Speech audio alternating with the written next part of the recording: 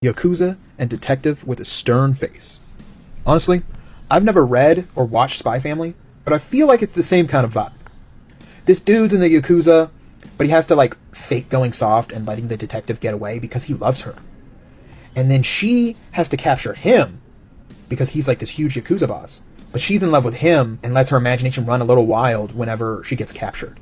And ultimately, it's a fun time because it's like, oh no, I gotta help him get out of this without it looking like I'm doing it on purpose, and vice versa. But it did run into the same problems as other manga, where when the main characters finally do what you've been waiting for and confess their love, and they get together actually, it's like, okay, now what?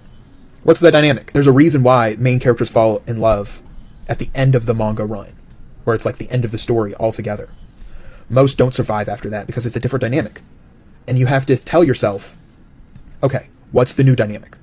What is going to be the draw to readers now? If I don't care enough about the side characters to be invested in their stories, or the world building, or any of that hasn't wrapped up yet, we have to find a new dynamic.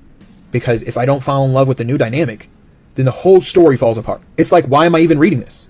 I feel like the author kind of confirmed that, because there hasn't been really any updates to the story after the big realizing that they're in love with each other. As much as people want it, you have to postpone it as long as possible, because of that reason. Of the will they won't they is more entertaining than just being in a relationship to a lot of people. There's a lot of ways you can make a relationship great to read, especially if you make it realistic, because relationships are a lot of work and commitment and trying to make each other feel loved every day, and that is a different vibe to being unsure and anxious and trying to find out their feelings, you know what I mean? But I at least will give it points where, or any kind of credit where credit's due. I'm glad that they're grown adults, because goddamn, I love romance. But as I get older, everything is still in high school, and I need more.